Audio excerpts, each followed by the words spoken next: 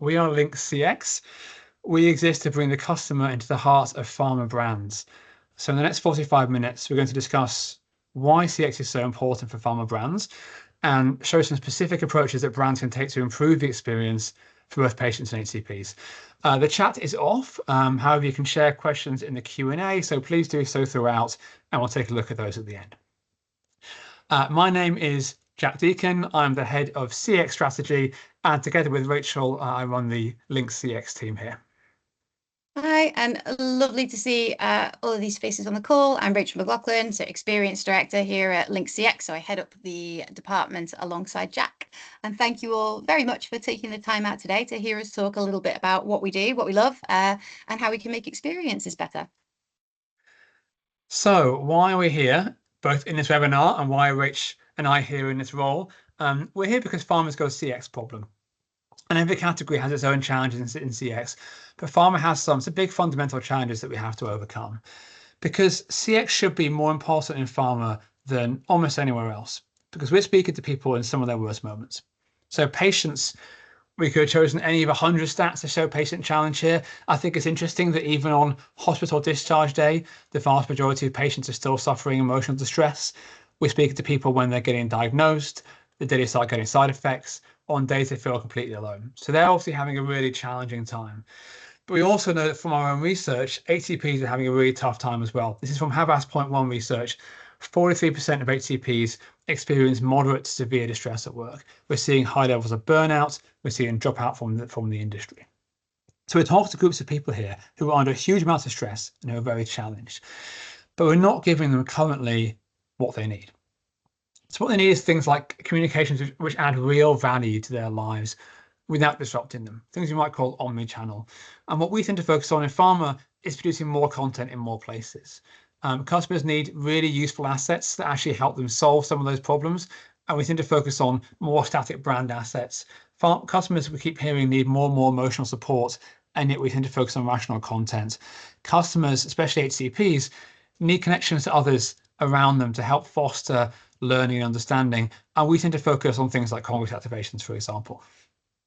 Absolutely. And the things on the right-hand side of this slide, they're not inherently wrong, of course, but from our experience, these are really rich opportunities. These touch points, we're not necessarily using them, or our pharma clients aren't necessarily always using them in order to deliver the value that they really can to our audiences and really on our audience's terms as well. So there's real rich untapped opportunity here for us to be able to really push and drive those better customer experiences and human connections. And the thing is that we know it.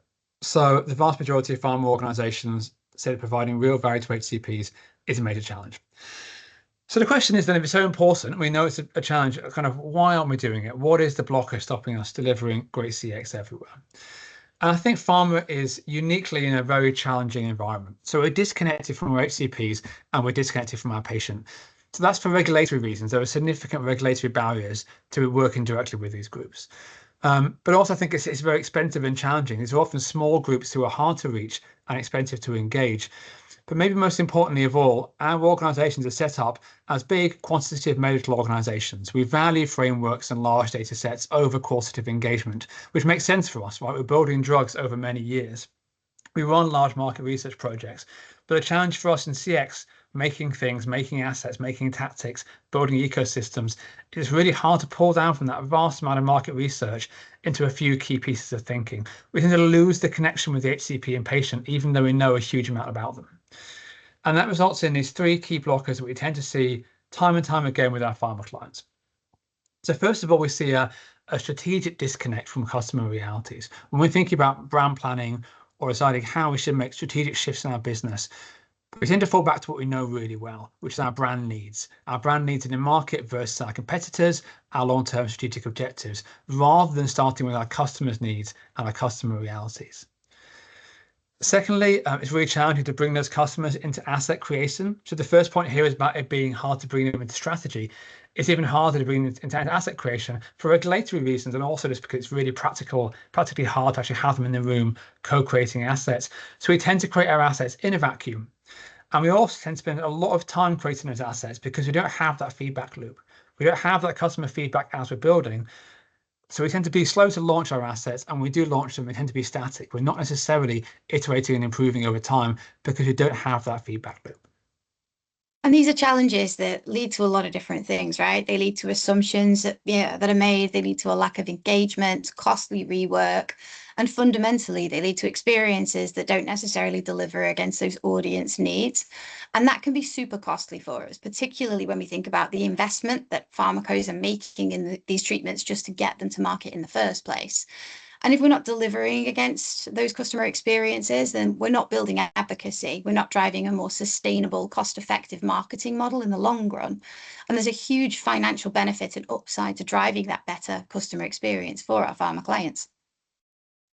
So at Lynx, we're taking a little bit of a new approach. So again, building from those three big challenges, we're doing three specific things quite differently.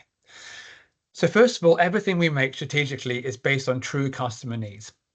That's about understanding the customer on their terms. So not what challenges do they have going through the marketing funnel, not what issues do we have convincing them to become prescribers, but what are their problems? If you speak to an HCP or a patient, what are the top of mind things for them? What journey are they on? And usually that means rationalizing a huge volume of insights and being very selective about which of those key things we focus on. And those become our customer strategic imperatives, the things that they care about that we can keep coming back to time and time again for years. And we'll show you some products in a second and ways of working that we achieve this. Secondly, we find ways to bring the user into the room. So cost-effective ways to co-create, sure, but also we'll show you a product a little bit later that actually uses data to reproduce the voice of the user in more places. In fact, bring them into every decision that we make by using synthetic users. And lastly, rather than spending months trying to build the best perfect asset and launching it into the world, we try and focus on making a simplest possible solution, what we call an MVP, a minimum viable product. Launching that, prioritizing launching very measurable solutions, things like digital assets, and then launching everything as a test and learn so we can iterate over time. So be much more flexible and responsive in that way. And ultimately, to come back to our framework from earlier, our goal is to try and rebuild these connections with the HCP and the patient by doing things a little bit differently, by starting from what they care about and iterating over time. But really what we're trying to do is rebuild this connection, because this is one of the connections that we see breaking down in the healthcare world over and over again. And if we can have a really strong relationship with both HCP and patient, we can help connect them together for better outcomes.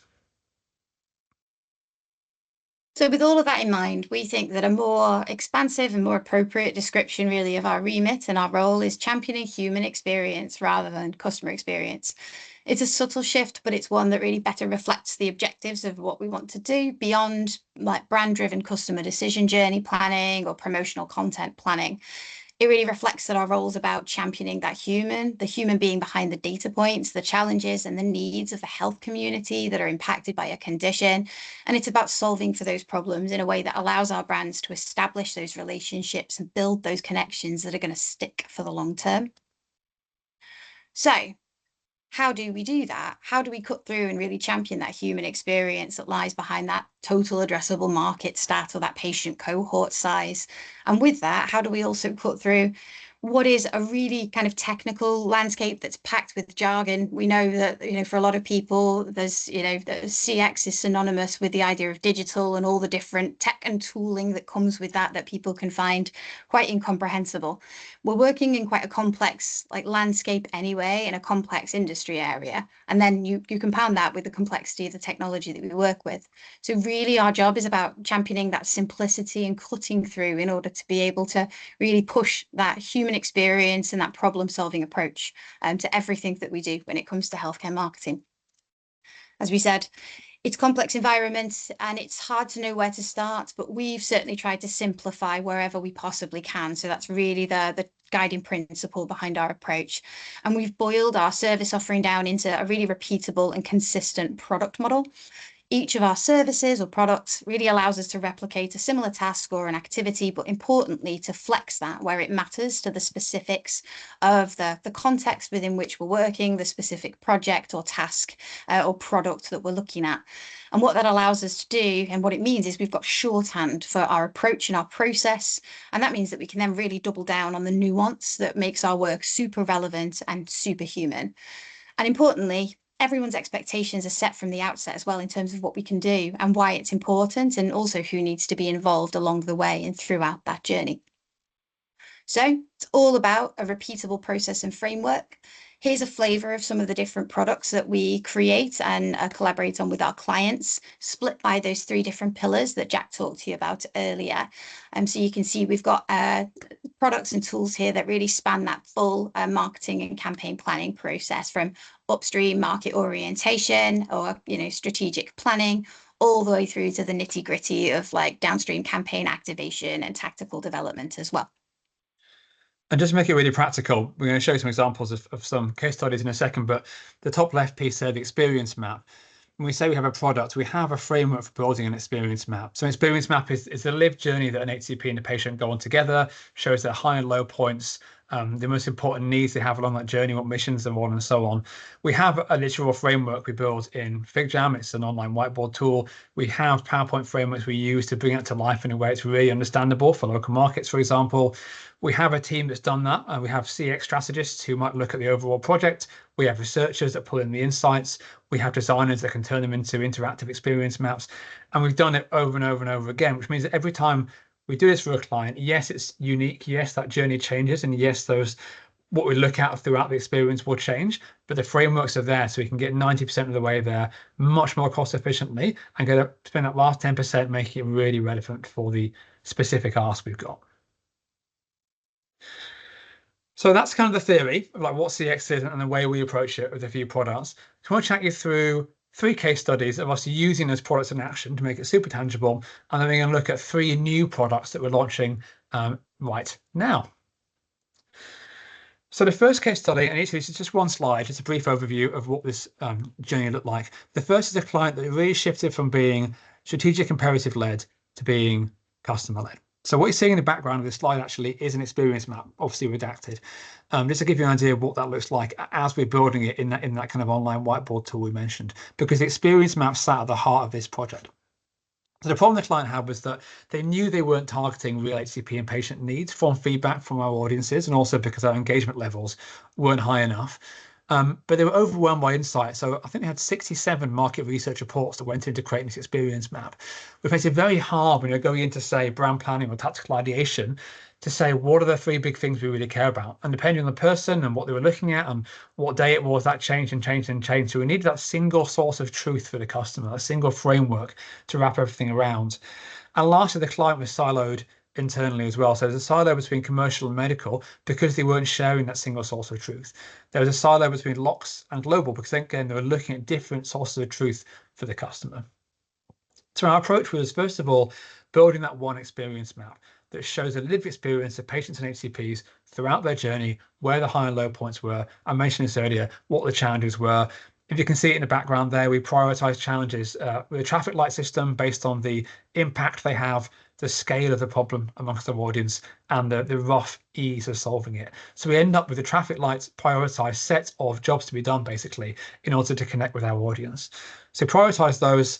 And then we also map all existing client activity against every stage of that journey. So you can stand back from the journey and say, there's a low point here. Here are the high priority unmet needs, and we're not doing anything. So there's clearly an opportunity to do something there.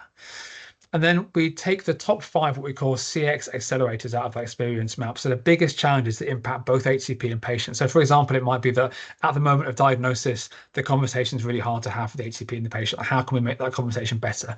So we find these 5 moments where they have the biggest challenges, and that really becomes our Bible for developing solutions. And then finally, we map their current ecosystem of website, email, activations, all that stuff, and show how it fits together currently. So again, we talked about human experience earlier. What's the human impact of all this stuff? Well, first of all, we're making tactics that are actually based on customer needs. So previously, we're going into tactical planning, thinking about what are our brand needs, what are our competitors doing, a little bit of customer insight in there, sure. But now we're going in and saying, these are the 5 biggest customer needs. How can we solve them in a way that also delivers our brand objectives? We redesigned that ecosystem to enable smoother journeys so people can achieve the missions that we identified throughout this process as well. So the ecosystem becomes more effective for that as well. And lastly, we're looking at innovative new solutions that sit over and above tactical planning. So how can we solve 3, 4, 5 different major problems at once with one single innovative solution? Such a nice case study. So I'll talk you through this one. This is one of my personal favorites. It was born out of a couple of killer insights, and it's a great example of creating a really lean proof of concept alongside a local market, and then validating our hypotheses before we then scale that and globalize. So it's really taking those principles of rapid, agile delivery and really kind of making them shine. So Otto is a voice assistant that was created for people living with multiple sclerosis. And people with multiple sclerosis are actually avid journalers. However, those who are uncontrolled and experience flares can suffer from a few physical side effects, which actually prevent that journaling and prevent them from writing their experiences down when it really matters the most. Things like brain fog or hand muscle spasms can mean that we don't get the opportunity, or the patient doesn't get the opportunity to be able to capture that experience. And that can lead to disconnect between the patient and the HCP communication about the symptomatic presentation and the experience they're having. And that can result in missed opportunities to potentially treat the condition more effectively, or consider a treatment switch. And this problem felt like a rich opportunity, really, to harness what was quite a novel technology at the time, the smart speaker, and provide a really new and innovative method for journaling in the moments where the patient really needed to document their experiences, but physically may have struggled. So Otto allowed patients to really capture that symptomatic experience just by speaking with the app. And importantly, it also allowed patients to be able to log their appointment schedule. And that resulted in them receiving some really handy calendar reminders of when that was coming. But it also allowed us to create a consolidated summary of the patient's experience between appointments. And we could then give that to that patient automatically at the moment, really where they needed it the most, which was right when that appointment was about to happen. So we can click the button. There's a little video here. The spoken word has limitless potential. We believe in the power of voice, and we recognise the power of yours. That's where I come in. I'm Otto, your go-to voice assistant in the MS space, and the first to ask when it comes to your MS support. Booking your appointments? You only have to ask me. You won't be needing this. I'll be doing that from now on. No need to note anything down. I've got sight of your priorities, and I'm fully integrated, so I'll pick up where you left off. Hello, Otto. Can you give me a tip for my next appointment? No problem. Let's get started. Otto, powered by your voice. Just a little bit of an overview there, and apologies if I'm half in shadow now. The light is now beaming through my window and half blinding me. But yeah, the prototype that we built for this, we spun up in just a few weeks, and we leveraged a sprint methodology in order to do it. And then we had the opportunity to gather live feedback from the multiple sclerosis community as well on its performance and usability. And that allowed us to uncover some really critical areas for improvement of that user experience before we launched a pilot in a Northern European market, and then globalized and scaled this initiative. It was a world first within multiple sclerosis, and it's also a project that we were able to deliver at speed, but with that potential to scale rapidly, as I mentioned. And crucially, it really allowed us to deliver that tangible human impact as well. So better conversation between clinician and patient, and a more empowered community of people living with the condition who could better articulate their experiences. Great. And just one final case study then, this time looking a little bit at how we can iteratively improve experiences using data. So learn really rapidly and make content and experiences better. So I'll play you a video in a second, but the challenge here was that our client approached us with quite traditional static profiling, producing broad content for big chunks of people at a global level, which is then launched in local markets, and tracking a lot of data points when they do that launch, but not really gathering insight from it, so not knowing what was working and what wasn't, and what should therefore be improved. So our approach was to do a data strategy and segmentation build, so defining key metrics and actions. So basically starting with the data that we do have, rebuilding their segmentation from the ground up, rather than being based on generic profiles, based on the data we have to try and figure out where we can cluster people together. But most importantly of all, we then created what we call a cross-action scoring model. So basically combining together all the different actions that someone might take on a website or via email to bring out a few key scores that allow us to see where each local market is performing well and performing poorly against the global average. And we could then visualize that on a journey for any local market to understand what the performance looks like and how they can align to a global journey map as well. So what that meant was that we were constantly seeing what was working and what wasn't in local markets. They could see each other's performance, and we could increasingly improve that quality of that content. So from a human impact point of view, it's better content for our audience. And in this case, it was about really helping them understand a very misunderstood condition. So here on the right-hand side, we'll show a little video just showing a redacted version of the kind of asset we deliver to local markets to help them understand what content they should be producing throughout the user journey. So on the left there, you're seeing some actions we're tracking. On the right, you're seeing an example of an asset to actually then understand how they can build things to be more trackable. And here we're seeing their performance versus the global average for a given asset. And then look at the whole journey and zoom into any moment and figure out what assets are working and what aren't. So again, it's about launching something, improving over time, and seeing how we can extract real insight from our data and not just kind of use it as a giant data lake. Super clever stuff, that. So with all of that in mind, we've showed you some, like, hopefully really chunky case studies there and some interesting food for thought in terms of the application of some of these CX principles. But also one of the things that's in our remit as the CX team within Havas Lynx is thinking about harnessing emergent trends and like landscape shifts in order to make sure that our process is as current and as relevant as it can be, and that we're really maximizing the impact and the benefits that we can offer by thinking about the latest technologies available to us. So people change fast, but alongside that, we need to make sure that we're nimble in our approach and that we're cognizant of and adapting to that ever-shifting landscape. And it's a landscape that's shifting really, really rapidly, right? I bet some of you probably had a bingo card as to at what point we were going to mention AI. Well, this is the point. We are 22 minutes in. But it would be remiss of us not to mention it, right? Because it's having some seismic shifts globally, societally. It's something that we need to consider. And of course, any of the issues that potentially AI can proliferate will ultimately become healthcare issues that we can, look to solve in the longer term as well. So there's some seismic shifts that we're seeing off the back of generative AI and large language model proliferation online. And one of the things that we know about the application of AI and LLMs is that too often that can actually compound those disconnects that Jack talked about earlier when we think about misinformation and we think about the proliferation of AI slop at scale online. So there's some huge issues potentially that these LLMs are going to exacerbate and cause and compound.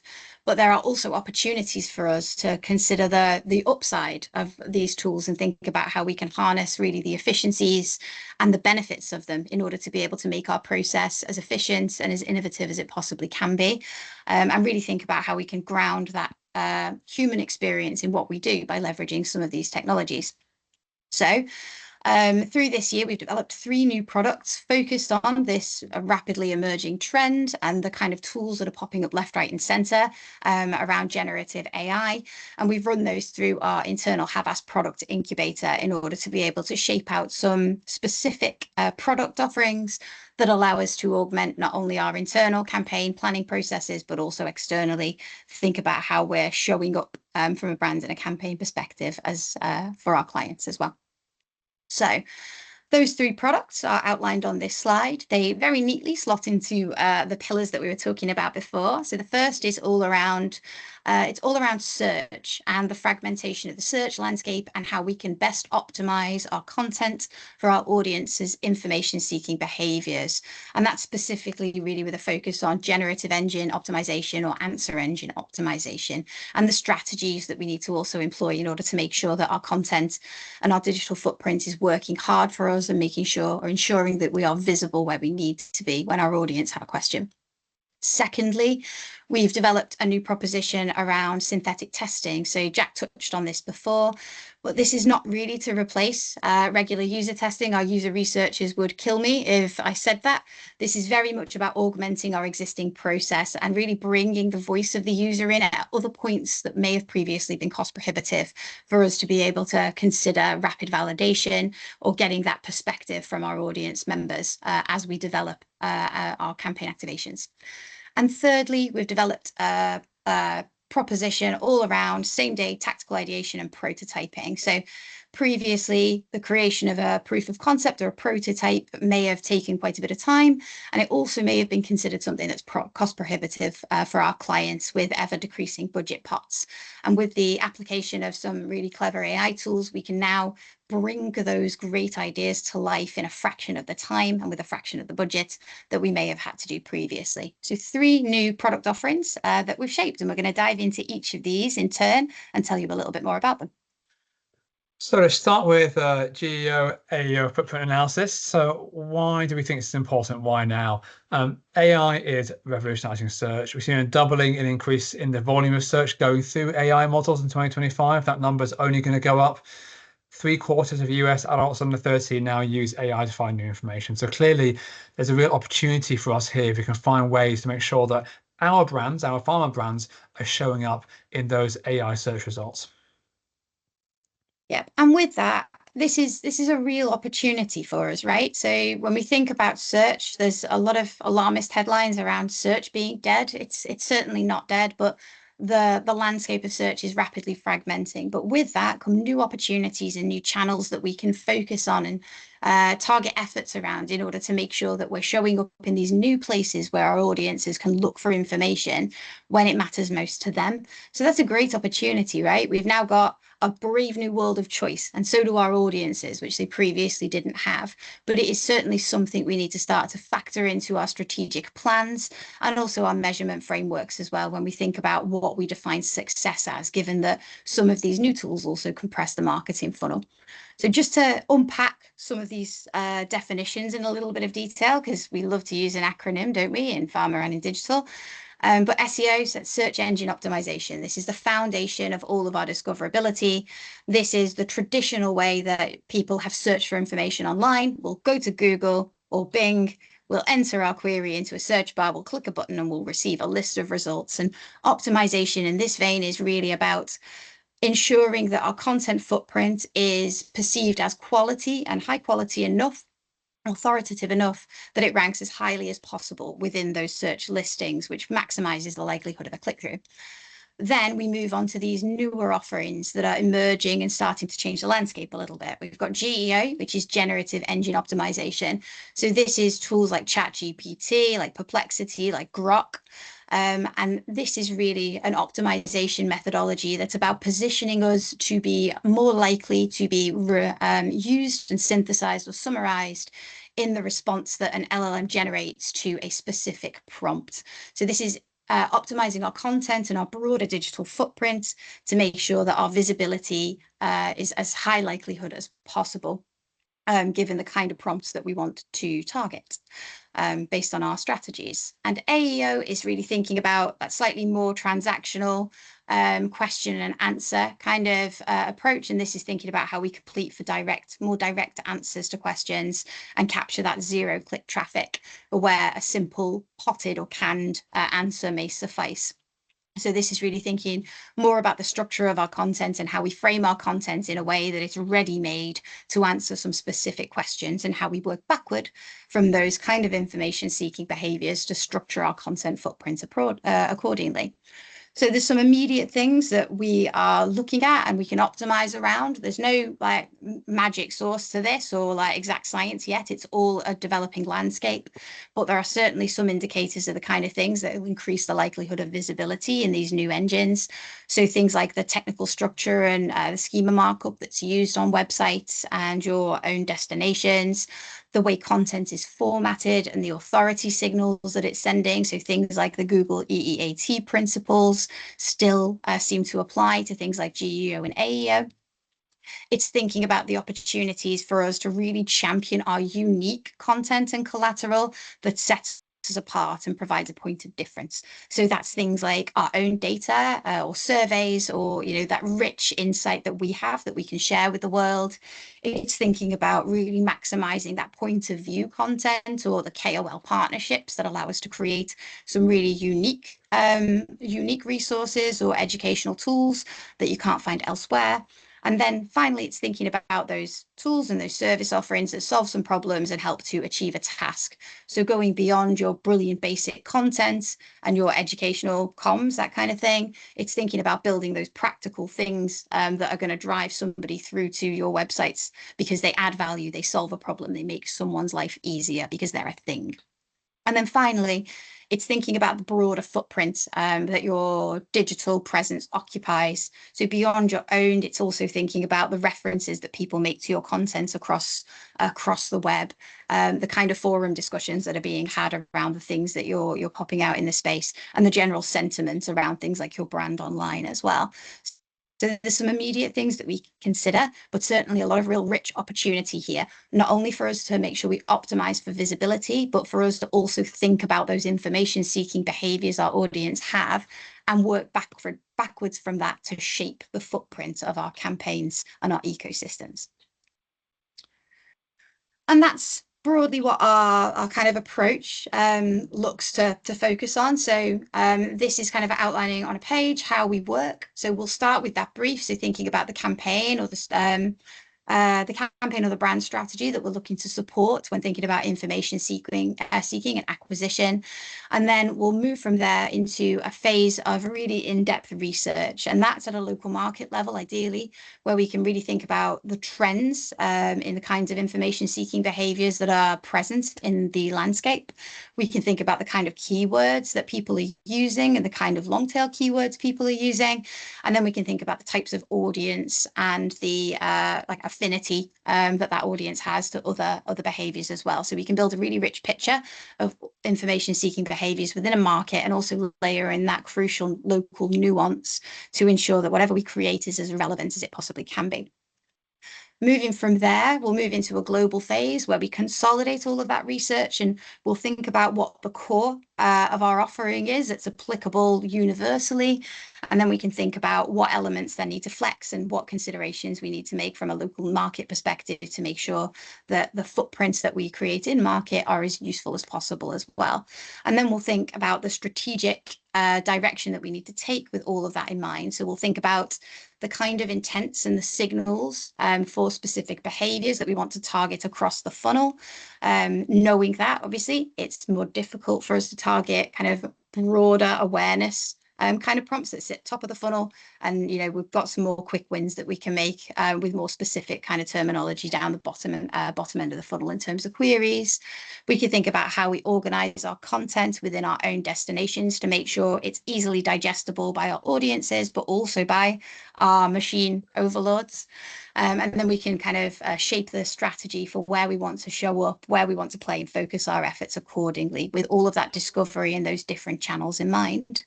And from there, once we've created that strategic blueprint, it's then pretty simple, right? We move into a really agile model of execution, QC, assessment, and then continuous improvement to see, you know, what changes that we've made really changing the game in terms of our discoverability and ensuring that we're visible at those moments in time that we really want to be for our audiences.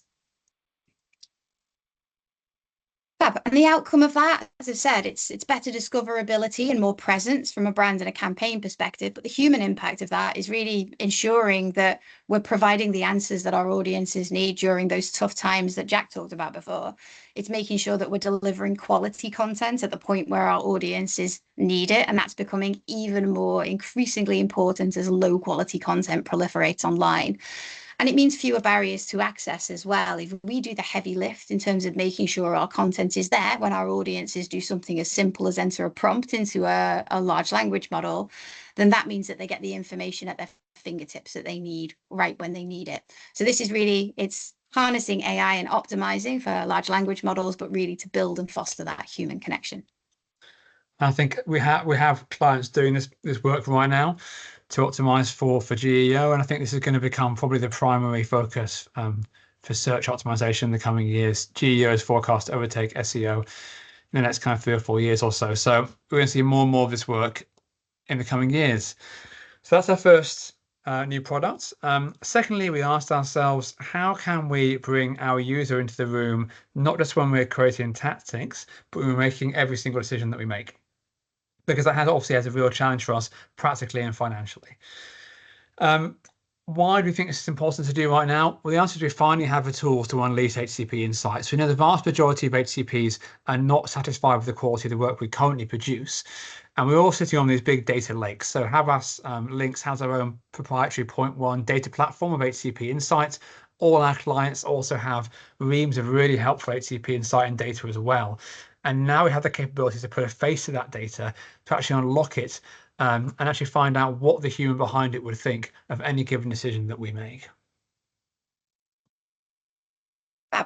And yeah, as Jack said, this is really, it's not about kind of replacing that human insight and validation. As I said before, our user researchers would kill us if that was the case. This is very much about, fostering the opportunity to be able to bring that voice into the different decisions that we make across the process.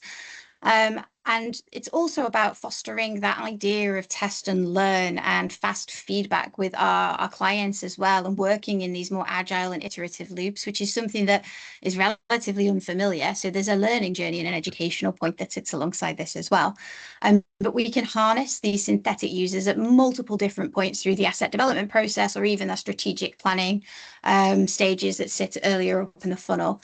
When we're thinking about shaping a digital proposition, though, we can look at proposition testing. So thinking about the value proposition that we're looking to create, and we can get some fast feedback at that stage in the process as to whether this is really going to be a useful tool, or whether it's going to cut through, or it's going to provide something unique that perhaps fills a gap in the market.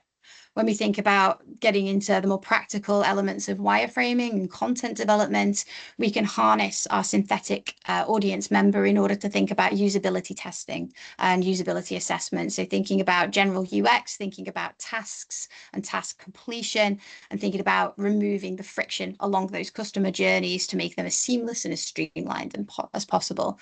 And the really clever element is where we can start to feed our data into these models as our tactics go live. So we can create our synthetic audience member in the first instance, but once we develop and release our digital asset into the wild, we can then start to take the aggregated performance data from that tool and feed it into our synthetic user model in order to be able to put a face to the quantitative measures that we're getting at the back of the performance that it's having. So we can start to really add a little bit more nuance, a little bit more information, a little bit more layering into the kind of performance data that we traditionally look at when it came to asset success. So really interesting proposition in terms of what we can do. Our approach is pretty straightforward. So we start with an intelligence phase. This is all around assessing the available data set that we have in order to work out whether there is real viability here in us creating that synthetic user. We're well aware of the issues with bias that can be baked into these kind of LLMs. So the first step really needs to be about ensuring that whatever data we're going to use is as raw and is as unbiased as possible in order for us to be able to use it to form our synthetic audience member. That also includes identifying gaps and gap remediation if we do find them along the way. And we will at that stage conduct a go, no-go decision as well, based on that data quality as to whether this is a viable route to take for this specific audience or campaign. We'll then move into our design phase where we'll create that knowledge backbone, that corpus for our large language model. We'll create that synthetic user, and then we'll start to use case test as well to assess the quality of the responses we get. And at that point, we can also think about a human backstop to assess against to see how like for like the responses are that we get between our human and our synthetic counterpart. We'll then move into development where we shape what that test approach looks like overall and the points along the development process where we want to do that validation, be it human or synthetic, and we'll get that methodology aligned and we'll pull the action plan that sits underneath it together. And then we'll measure. We'll roll out that test plan. We'll outline the results that we get from each phase of that testing, and then we'll feed those into our development roadmap to ensure that we're always acting on feedback and that we're aggregating it at every possible intersection that we can. Yeah, and the outcome of this is more HCP or more human-centric thinking and work. So there's 3 tiers to this product. Our bottom one is essentially we've automated one of our UX strategists. So and one of our UX designers. So if someone isn't available, then we've got an AI that can support in terms of assessing some of the brilliant basics. Our second tier is all around client data fuel. So we can create a synthetic audience member based on the data that a client can provide us. And we know we've got rich seams of previous market research, ATU reporting, and insight gathering exercises that we can tap into in order to create that synthetic persona that we can work with in order to gather feedback. And then our top tier here is collaborating with our partners in point one, in order to create a synthetic user that's charged and supercharged by the data lake of proprietary data that point one has collated about a really vast set of clinicians across multidisciplines globally. And the human impact of all of this is that we can make our strategies be built around human needs and make that more implicit in everything that we do. We can also make sure that we're validating even the smallest assets and that there isn't a cost that's prohibiting us from being able to get feedback on something that may seem too discreet to bother. And it also means that we ultimately produce better assets, right? We can reduce the information overload and patient confusion and improve the customer experience by fostering that feedback throughout that process. And as a strategist, this will never replace the conversation with a real patient or an HCP, but it means that every little decision that you make, every idea that you have or opinion that you could have, you can sense test it with the synthetic user to get another point of view and make sure that you always have the customer's voice in mind. So our final new product then is all around figuring out new ways to make stuff faster, to make those minimum viable products really quickly and get stuff in market and measure and iterate. Because the era of less is upon us. So the vast majority of CMOs say they lack the budget to execute their 2024 strategy. We've seen on the right-hand side here, marketing budget as a percentage of total revenue drop since COVID. We need to do more with less. And we, again, philosophically also want to find ways to get more stuff in market, to learn what really works and to build from that. And with that in mind, previously I have asked Lynx back in the day. I used to love these sessions, but we'd run what we call rapid prototyping workshops. So they'd span 2 days. We'd bring together a load of stakeholders and we'd ideate around problems and we'd co-create some specific solutions on day one. And we'd hand those over at the end of the day to a cohort of developers from the business.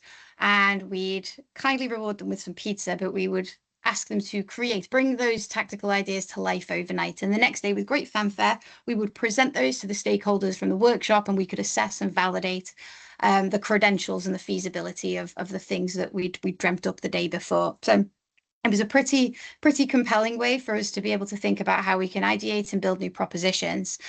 And the great thing is with some of these new tools that are available to us, we can do that now in a fraction of the time and for a fraction of the cost that it previously would have incurred in order to be able to do something like that. And to Jack's point, in the era of less, where client budgets are being increasingly squeezed, these things that would be considered additive can now be kind of baked into your scopes, and they actually add a lot of value throughout the iteration and development process. And when you consider them up front in terms of the fidelity that you can get to really quickly. So we click on this prototype here. This is an example of a patient support solution. So a patient enters a series of answers, do an assessment, and off the back of that, they're presented with not only a dashboard of like longitudinal data, but they're also then presented with some customized content that's specific to the results and output from their assessments. And this, previously would have taken a fair few days for us to be able to pull something like this together with, an appropriate cost associated. And this is now a tool that we can pull together in a matter of hours. And so this product proposition is all around shaping that workshop and the outputs of a working session in order to be able to land on the appropriate information that we'd need in order to be able to shape a solution that we can then build with generative AI in a fraction of the time. And this is fantastic, right? Because it not only allows us to very quickly validate whether an idea is a goer, whether it's really viable and feasible, and whether it solves the problem that we wanted it to, but it's also great when we're thinking about investment conversations and budget conversations as well, more broadly. So whether this is something that, perhaps a client can invest in and can be considered as part of their campaign activation, whereas previously it may have been a much more early stage nub of an idea that's a lot more difficult to kind of sell in and to realize or think about. So it's a fantastic opportunity as we see it. Our approach to a tool in a day, again, 4 phases here. So firstly, it's gathering stimulus materials during that workshop session. And we then also think about briefing on the brand and the visual look and feel that we need to consider for any prototype that we create. We then move into design, where we'll shape those tactical 1-pages, but make those in the right format so that we can then use the outputs from them in order to be able to start to create our prototype. We'll then develop that prototype with our creative technology and UX and UI design team based on the scope, and we'll use the appropriate generative AI tools in order to create that. And then we'll measure. We can get immediate group feedback on the specific tool, and then we can combine it with some of the other things we've talked about today, for example, AI synthetic testing or broader human audience testing, in order to, to work out the validity of that specific tactical activation. Again, doesn't replace the development process. Absolutely not. It's very much a proof of concept, and it's a visualization, but an interactive one of how a thing might look and feel and come to life. But what it also does is provides a small investment up front that actually mitigates a lot of the potential wastage and duplicative effort that comes down the line when it comes to developing tactics. So it gives you a more refined and defined scope for what a thing might be before you actually, take that into proper development, for example. And that early phase testing, if we can get to a high fidelity proof of concept sooner, is critical when we think about how we can shape what the real thing is that's going to go out into the wild. And the outcome, again, it's making that human impact, but doing it faster. So from a human perspective, this allows us to really rapidly look at interactive solutions to some complex problems. It allows us to think about how we can reduce that cognitive load that we know both HCPs and patients are facing in a world of misinformation and low quality content proliferation online. And it allows us to also empower. So thinking about educational tools that we can also use for things like continuous learning. That the end of its application is really limitless. It's only as scalable as the kind of limits of our thinking in terms of the problems we can look to solve. From an efficiency perspective, I've touched on this before, but it allows us to really start to make gains in terms of the speed, the speed at which we can develop something, because we've already got a quite defined scope of what that might look like. And alongside that, efficiency gains mean cost savings as well. It allows us to mitigate some of those late revisions, because it's much easier for us to visually align on a specific shape for a tactic than it is to align on a hypothetical idea that's written down on a page. And finally, it allows us to make that more impactful MVP as well. So to look at something high fidelity up front allows us to then break that down into its component parts to make the most discrete a minimum version of that to go live and to learn from more quickly, because we've got a much more high fidelity set of requirements that we can work from. And fundamentally, that means business impact, right? It means that we can test our strategy faster. It means we can drive that focus on iterative development and testing and learning. And we can distinguish ourselves from our competitors. In a world that's moving so rapidly, we've got the opportunity here to be able to rapidly adapt and to rapidly iterate and grow our campaign strategies and activations accordingly. Very cool. So those are our 3 new products. Again, all came from our AI incubator. They're all live now. We have projects live in all of these right now. So there's quite a lot there. Obviously, we talked through about CX, about products and our approach and some of the new tools there. But I think there's a few simple messages that we would take away from this in terms of building great CX. I think great CX for pharma needs to be these 3 things more than ever. So human, it has to actually be built to help people based on their real needs and actually deliver that human impact that we keep referring to throughout today's presentation. It needs to be simple. I think that what we're doing here behind the scenes might be a bit complex with building these solutions, but ultimately the way that we execute should feel very simple and cut through that noise of acronyms to just deliver a few key things. And I think it should be iterative. It's all about launching something in market as fast as you can that delivers some degree of value, seeing what works and improving from there. And with that,